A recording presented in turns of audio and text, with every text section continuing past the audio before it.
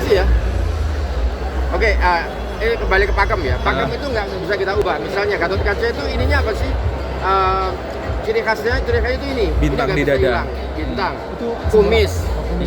Kumis. Terus ini sayap. Udah. Oh, sayap. Sayap ini. Nah, selebihnya ornamen gitu kan. Bisa Nah, dimodifikasi. terus kemudian kenapa harus ada ini gitu kan? Padahal kan Gatot Kaca kan otot kawat balung besi gitu kan. Bahkan di apa mitos pewayangan Gatot Kaca itu nggak pakai jirah, dia itu cuma kutangan gitu loh. Jadi kayak ininya tuh ditunjukin sini kalau mau nusuk gue kan gitu kesannya. Sini kalau mau nusuk gue tusuk aja orang gue otot kawat balung besi gitu kan. Cuma persoalannya kan itu adalah Gatot Kaca aslinya.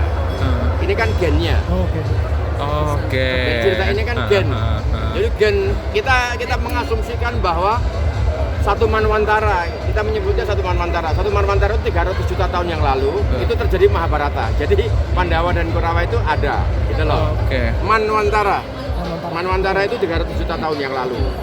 Nah, apa namanya? Setiap perubahan, setiap Manwantara bertambah, ya kan? Itu terjadi perubahan besar. Nah, tiba-tiba kebetulan itu terjadi tahun 2020. Perubahan itu terjadi tahun 2020. Oke. Nah, di Manwantara pertama Kurawa kalah. Karena perang Baratayuda Kurawa kalah. Pandawanya yang menang.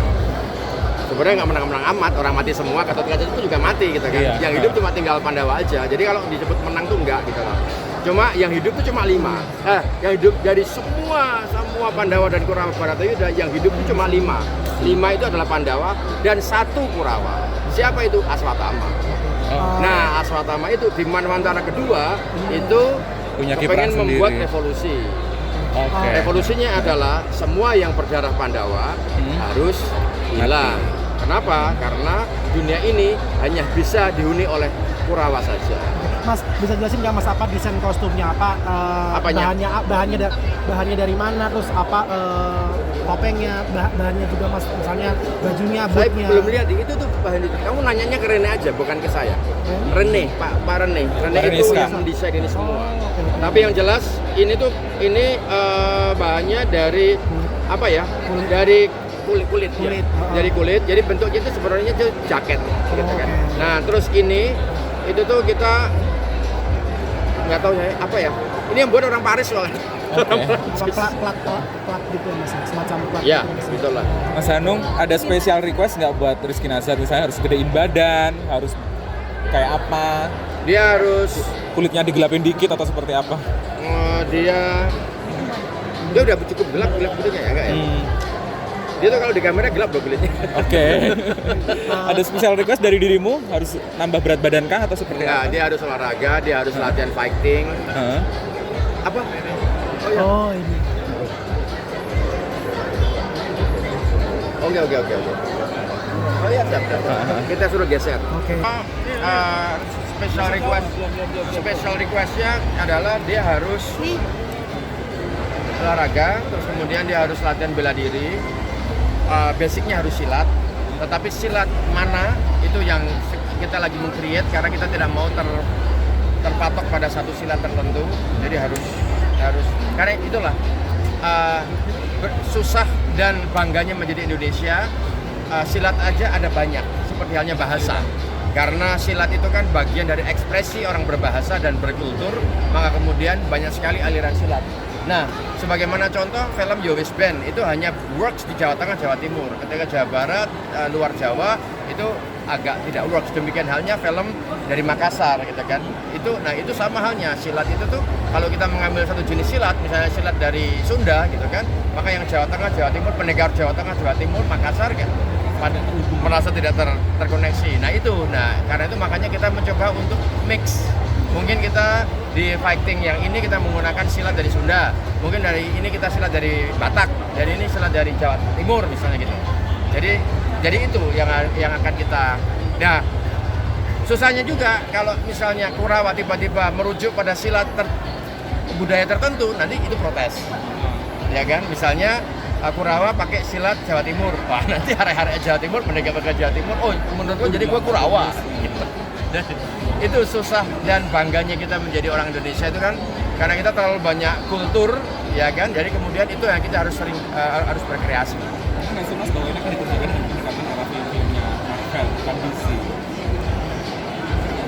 Ini bukan Marvel, bukan DC. Aduh, jangan dong.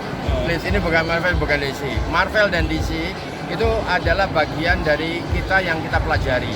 Artinya cara penceritaan mereka, terus teknologinya mereka sampai ke berapa, sampai pencapaiannya seperti apa. Tetapi yang kita lakukan sekarang ini tidak kemudian menyamai Marvel atau merujuk pada DC, tidak seperti itu. Tapi kita menggali apa yang kita punya. Yang kita punya apa? Yang kita punya adalah wayang. Nah, wayang itu yang kemudian kita tarik, kita bedah, kita eksplorasi. Itu sebetulnya poinnya. Jadi bahkan strukturnya itu berbeda. Ntar kaget ya, teman-teman akan nonton kaget. Tiba-tiba di tengah-tengah tang gitu tuh nanti ada goro-goro gitu kan. Tahu kan goro-goro? Punokawan, Bogong, Gareng, Petro, segala macam itu akan muncul. Karena saya akan menggunakan struktur itu. Kita menggunakan struktur wayang, benar-benar struktur wayang, opening, suluk, segala macam, terus kemudian tengahnya ada goro-goro, terus kemudian endingnya gonjang-ganjing. Gonjang-ganjing itu ya itu adalah struktur wayang yang dikenal. Nah, pakem itu yang kita bawa ke film. Ini wayang orang versi layar lebar. Ya. Karena basic sinematografi di Indonesia ya wayang. Maka disebut screen. Screen itu kan coba screen itu apa? Layar. Bedanya sama kapal layar apa? Enggak toh. Tapi di Jawa ada namanya screen itu kelir. Jadi ada nama khususnya memang screen itu kelir dan nggak ada orang kan nyebut kelir itu adalah itu wayang kulit itu loh. Gebernya wayang kulit itu adalah kelir. Gitu. Tapi kalau di Indonesia layar, terus bedanya sama perahu layar apa? Nggak ada. Jadi tidak ada bahasa Indonesia yang merujuk pada sinematografi, tetapi hanya Jawa yang merujuk pada sinematografi, yaitu kelir. Makanya kalau kita belajar sinematografi, belajar wayang, makanya saya waktu itu di temannya Pak Teguh diajarin wayang malah. Itu dari Jawa toh, mesti lu tahu wayang. Dan mulai saat itu saya belajar wayang. Belajar pencahayaan dari belecong gitu kan, dari dari pencahayaan api. Kenapa pencahayaannya api? Karena biar wayangnya itu kalau kena api itu hidup gitu loh. Itu seolah-olah bergerak. Itu adalah sinematografi dan itu kita punya gitu loh. Karena itu makanya pertanyaannya apakah ini ke Marvel ke DC? Enggak, kita ke wayang. Benar-benar ke wayang. Karena itu makanya tadi kita sepakat bahwa ini bukan superhero, ini adalah super wayang. Mas, tantangannya Mas Hanung sebagai sutradara sendiri untuk membawa film Orang nonton film itu nonton cerita, ya, bukan nonton laga, bukan nonton cowok ganteng, cewek cantik, bukan. Kita menonton cerita, dan cerita itu sebisa mungkin harus relate kepada penonton, gitu kan. Ya, contoh kasus adalah tidak usah jauh-jauh saja lah, misalnya perolehan penonton film Habibie Ainun dengan perolehan penonton Imperfect, ya kan tinggian Imperfect, ya kan. Padahal Habibie Ainun punya brand besar sekali, gitu kan. Itu karena apa? Ya mungkin karena cerita. Kenapa? Ya mungkin ya semua orang udah tahu endingnya Habibie Ainun kan menikah. Sementara orang tidak tahu endingnya Imperfect seperti apa. Itu kan salah satu contoh, gitu kan. Artinya seberapa bagus, seberapa gedenya brand itu, kalau cerita itu tidak kuat, makanya ya sama saja. Karena itu makanya yang kita unggulkan di sini adalah cerita. menggandeng siapa, Mas? Penulis skripnya Rahabi Mandra. Rahabi Mandra itu peroleh penghargaan penulis skenario terbaik di Night Bus Festival Film Indonesia. Itu Night Bus itu Rahabi Mandra. Terus bersama saya membuat film 2014 bareng sama Mbak Aji, bareng sama Rizky Nazar. Dan sekarang dia juga lagi nyutradarai. Kandidat pemainnya Sebelum terpilihnya Rizky Nazar. Ada banyak, rahasia lah, jangan terkasihan. Enggak. Kenapa memilih Rizky Nazar? Karena memang kita kembali kepada anak muda ya. Maksudnya kita nggak mau film ini soalnya untuk anak-anak, untuk family gitu kan. Jadi saya mau penonton kita itu tuh antara orang tua dan anak itu imbang. Jadi bukan untuk orang dewasa aja. Jadi film ini nanti dia akan ada darah, corak muncrat gitu tuh nggak mungkin ada. Terus sadisme nggak ada, seks juga nggak ada, ya kan? Ya ciuman paling cium pipi gitu lah, cium bibir nggak ada. Karena memang untuk family ini. Kalau tadi ada Mas Fedi Nuril tuh apakah bayangannya akan jadi Gatot Kaca yang dewasa mungkin gitu Mas? Enggak. Fedi nggak cuma ada Fedi, ada pemain-pemain yang lain, tapi itu belum kita putuskan apa. Tapi yang jelas begini. Yang jelas saya menghindari stereotip. Artinya Kurawa belum tentu itu yang main Kang Yayan, yang wajahnya Kang Yayan itu kan wajahnya kan sangar gitu kan. Belum tentu dia jadi Kurawa. Bisa jadi yang jadi Kurawa adalah Fedi Nuril. Nah, bisa gitu loh. Ya kan, orang yang mukanya baik gitu kan, itu bisa jadi Kurawa. Sering itu kita lihat orang-orang baik tuh malah jahat. Oke? Nah, Anak-anak juga suka wayang Mas ya? anak saya, Iya. anak saya suka wayang.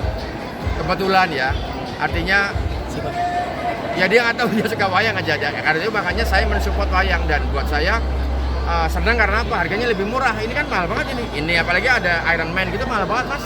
300.000, kalau wayang kan cuma 25.000, 15.000 ya toh. Jadi saya orang tua menganjurkan anak-anak suka wayang. Tapi sebelumnya Harganya lebih murah. udah diperkenalkan Mas. Sebelumnya udah diperkenalkan. Enggak, Watak wayang. saya nggak mengenalkan apa-apa. Jadi awalnya dia suka ondel-ondel. Ondel-ondel itu selalu muncul di kompleks saya. Dan itu kayak menteror gitu loh. Kan gede banget tuh. Terus anak saya ngelihat, terus saya panggil, ayo sini. Tadinya takut, terus kemudian saya kenalin, saya ajak salaman. Akhirnya malah ketagihan. Nah dari situ, dari ondel-ondel, terus kemudian mungkin sama ini ya, ornamen-ornamennya ya. Terus saya ajak ke museum wayang, lihat wayang golek, ada cepot, ada petro, ada bagong, segala macam saya belikan. Gitu, ibunya beker-beker nangis karena apa? Takut. Kan ibunya kan terkontaminasi dengan orang tuanya bahwa wayang, ondel-ondel itu kan pengusir setan gitu kan. Kurang ajar sekali orang tua dulu itu. Nggak ondel-ondel pengusir setan. Bener saya kayak gini, ondel-ondel pengusir setan kan. Iya dia bilang begitu gitu kan. Makanya ngapain ya ondel-ondel. Akhirnya anak sini ya udah. Setan-setan masuk aja ke rumah saya. Terus anak saya kenalkan dengan pocong gitu kan. Kenapa? Ya saya nanti kan dipocong. Ya kan? Kalau saya orang Islam kan dipocong, semua dipocong. Nah kalau takut sama pocong terus nggak mau dekat sama bapaknya dong, kan gitu loh. Jadi kenapa saya mencoba mendidik anak saya untuk tidak gampang takut dengan dogma-dogma seperti itu salah satunya gitu.